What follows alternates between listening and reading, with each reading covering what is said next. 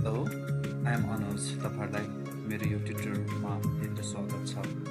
आजको यस ट्युटोरियलमा चाहिँ तपाईँहरूलाई म विशेष गरी यो जुन हामीले सपिङ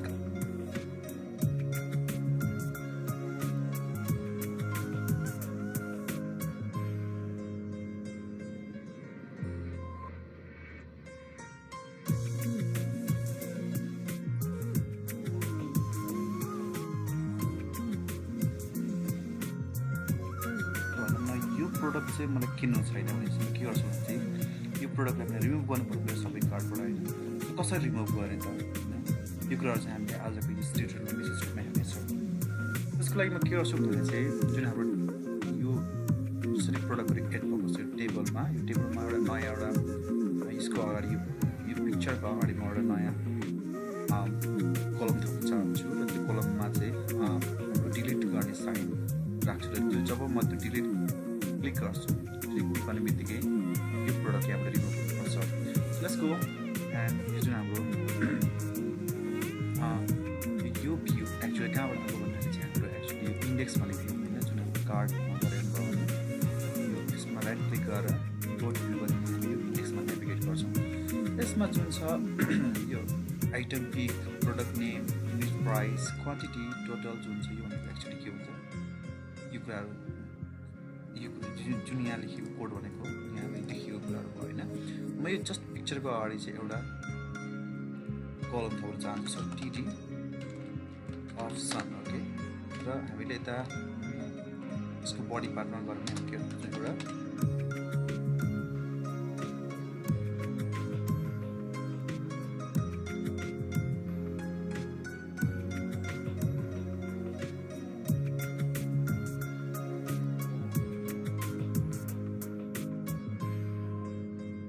र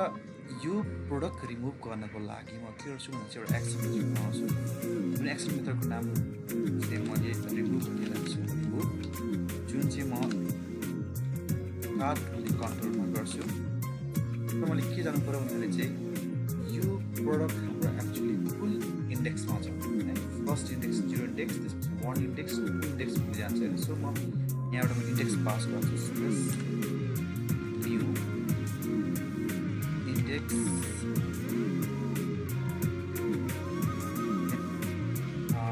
my index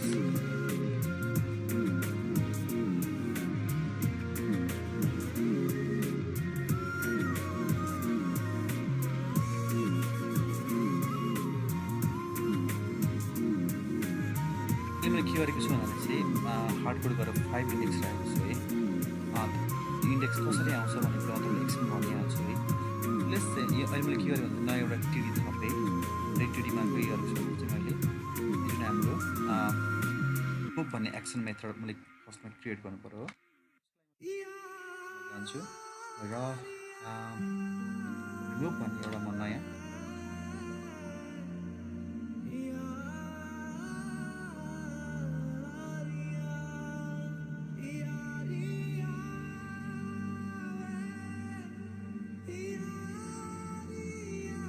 माई इन्डेक्समा रिटर्न चाहिँ क्या जानु पर्छ फेरि त्यही भ्यूमा जानु पऱ्यो। सो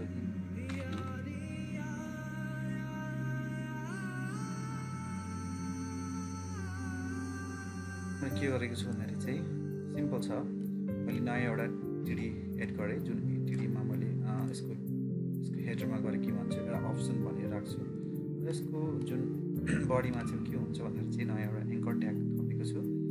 जुन एङ्कर ट्यागमा क्लिक गर्ने बित्तिकै रिमुभ भन्ने एक्सन मेथडमा नेभिगेट हुनुपर्छ। मैले अहिले ब्रेक पोइन्ट ल्याएर तपाईँलाई देखाउँछु है। सो के गरौँ, मैले जुन अघि तपाईँलाई मैले 5 भनेको हार्डकोड गरेर राखेको भ्यालु भयो होइन, तर एक्चुअली हुनुपर्छ भन्दाखेरि चाहिँ जुन रोमा क्लिक गरेँ त्यसको इन्डेक्स जानुपर्छ। जस्तै मैले यो सपोज यो प्रोडक्टमा क्लिक गर्ने बित्तिकै यसको इन्डेक्स भनेको के हुन्छ 0 हुन्छ, किनभने यो 0बाट स्टार्ट हुन्छ 0 1 2। सो यसको लागि हामी कसरी गर्छौँ, यो इन्डेक्स कसरी फाइन्ड गर्छौँ भन्दा यसको लागि म भेरिएबल क्रिएट गर्छु @ index सर माई इन्डेक्स भनौँ माई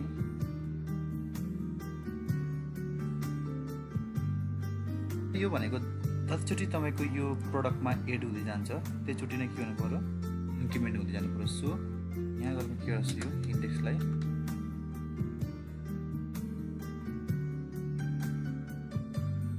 यसमा 0 इन्डेक्स हुन्छ र जतिचोटि प्रडक्ट एड भएको हुन्छ त्यतिचोटि नै के हुन्छ हाम्रो इन्डेक्सहरू पनि इन्क्रिमेन्ट हुँदै जान्छ सो हाम्रो यो इन्डेक्स भनेको एक्चुअली यो भनेको चाहिँ के हुन्छ हेर्नुहोस् त यो कार्ड कन्ट्रोलमा के छ यसले हजुरको इन्डेक्सको भ्यालुको नाम के छ माई इन्डेक्स कन्ट्रोल सी र यहाँ यसको के हुन्छ हाम्रो एक्चुअली माई इन्डेक्स हुन्छ माई इन्डेक्समा के हुन्छ हाम्रो जुन प्रडक्टमा हामीले क्लिक गऱ्यौँ त्यसको इन्डेक्स यहाँ हाम्रो यसले लिएर जान्छ ओके आई होप तपाईँले यो कुरा बुझ्नुभएको छ है त्यसै गरी यो जुन चाहिँ एङ्कर ट्यागमा हेर्नुहोस् त यसको साइन चाहिँ म अहिलेको लागि के गर्छु भने चाहिँ रिमुभ गर्नको लागि मैले क्रस साइन दिन्छु है Let's go and try to run it.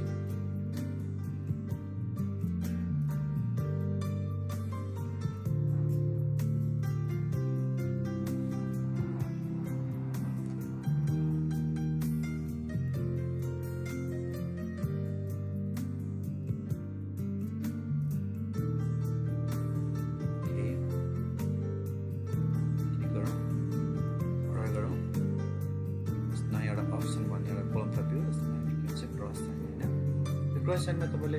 यसरी यसको F12 गरेर हेर्नुभयो भने के लिएर आएको छ सकिन्छ हामीले टिटीमा गरेर हामीले जस्तो यसको कार्ड रिमुभ यसमा के छ फर्स्ट इन्डेक्स भनेको 0 इन्डेक्स हुन्छ हैन त्यसै गरी म नयाँ एउटा प्रोडक्ट पनि एड गर्छु रिलिजमा जाउँ र यो प्रोडक्टलाई पनि म के गर्छु हाम्रो सपिङ कार्टमा एड गर्छु ओके नाउ यो जुन सेकेन्ड जुन प्रोडक्ट छ यसको इन्डेक्स कति हुन्छ त 0 भने यो 1 पर्छ हैन यसको चेक गरौँ यहाँ स्पेक्ट गरौँ यहाँ हेरौँ एक्सप्यान्ड गरौँ त लेखोस् यसको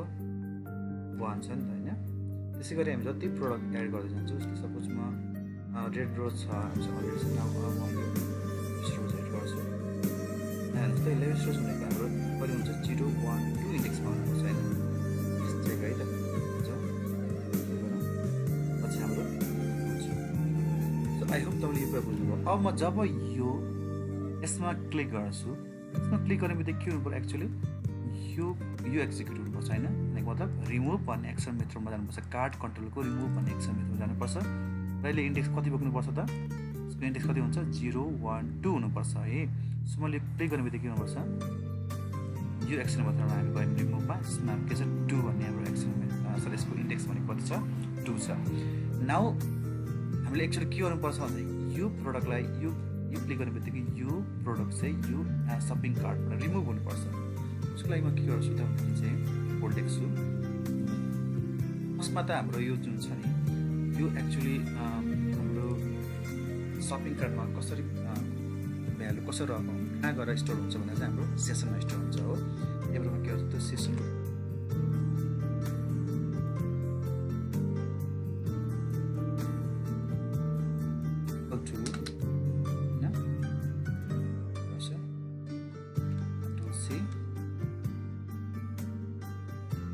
आउँछ हाम्रो सेसनको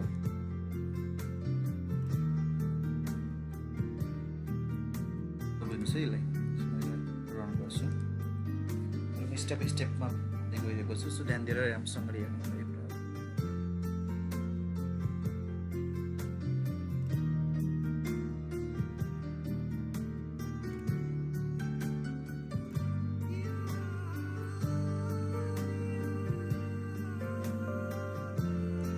प्रोडक्टलाई सपोज मैले यो प्रोडक्ट किन्नु छ के गर्छु क्लिक गर्छु क्लिक गर्ने बित्तिकै यसको डिटेलमा जान्छ हैन जब मैले अर्डर गर्छु अर्डर गर्ने बित्तिकै हुन्छ हाम्रो यो जुन हाम्रो सपिङ कार्टमा एड गर्छु त्यसै गरी लिलिजलाई क्लिक गरौँ त्यहाँ डिटेलमा गयो अर्डर नाउ गर्ने बित्तिकै सपिङ कार्टमा एड गर्छु यो एक्चुअली यो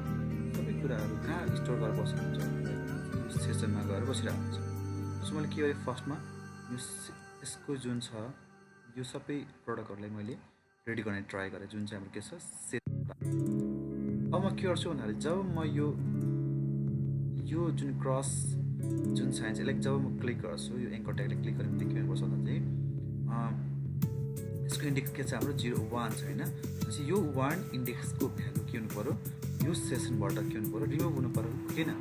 सो मैले के गरेँ भन्दा चाहिँ फर्स्टमा यो सेसनको भ्यालु रेडी गर्न ट्राई गरेँ हैन त्यही मैले हेर्नुहोस् त क्लिक गरेर के भन्छ यहाँ हैन यसमा के छ हामीसँग दुईटा आइटम छ हैन 0 इन्डेक्समा हाम्रो के छ 0 इन्डेक्समा यो रेड रो छ त्यसै गरेर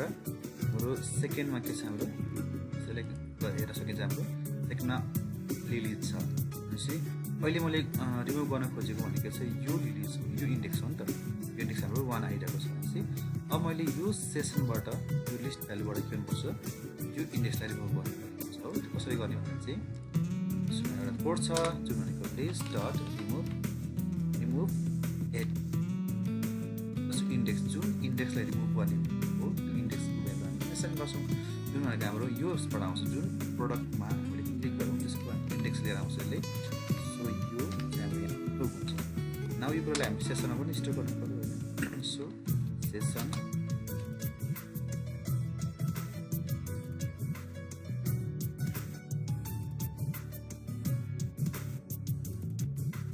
लिस्टबाट यो पर्टिकुलर इन्डेक्सको भ्यालु पर्टिकुलर इन्डेक्स प्रोडक्ट चाहिँ यहाँबाट रिमुभ भइसक्यो रिमुभ भएको त्यसलाई मैले के गरेँ हाम्रो फेरि सेसनमा गएर असाइन गरेँ सोचौँ फेरि रन गरेर है त